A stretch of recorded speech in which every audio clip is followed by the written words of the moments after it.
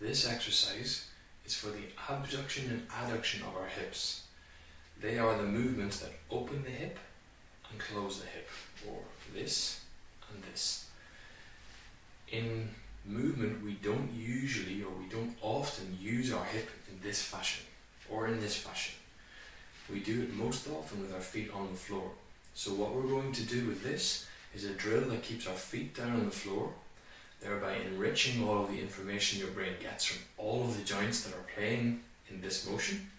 And we're going to use this to mobilize the hips in the frontal plane. For this exercise, imagine that you're only moving side to side. You're not reaching too far forwards and you're not rotating too far either. Imagine that you're standing now at the center of a clock. To mobilize this hip into adduction and this hip into abduction, we take a step to either 3 or 9. For me, this is 3 o'clock. Take a step to 3. What I want to maintain in this exercise is a tripod in both feet. The tripod, just for a reminder, is the first metatarsal, the knuckle of the big toe, the fifth metatarsal, the knuckle of the small toe, and the heel. So on both feet, I want to keep those in contact with the floor at all times. So I step to 3 o'clock, I'm going to bend this knee, and I'm going to send my pelvis across. What you can see is that my pelvis is pretty level. I don't want to see a big hike up like this. I want to keep the pelvis level and send it across.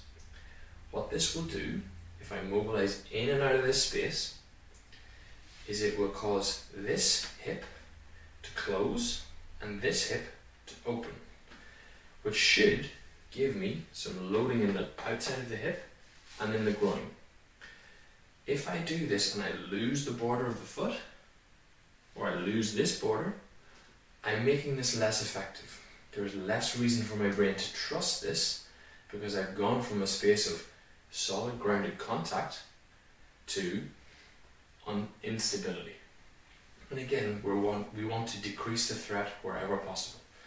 So we're going to simply, again, take a step to 3, bend the front knee, send the pelvis away, and aim to keep it as level as you can. If you get to the end of range of motion, you're going to probably find that your hip will hike up a little. We want to avoid that where possible in this exercise. Go in the other direction, take a step. We're going to bend the knee and send the pelvis across. Again, what I'm looking to get is pelvis shifting sideways, hip closing and hip opening. And we can alternate between to mobilize the hips in the frontal plane in both directions. I would say 5 to 6 solid repetitions in both directions to start developing mobility in the frontal plane of motion. This can be very a useful drill to do in front of a large mirror if you have one, or a patio door, or a screen door. What you'll be able to see is you'll have a visual reference for how much your pelvis is moving. Ideally, we want the pelvis to shoot across sideways without lifting in either direction.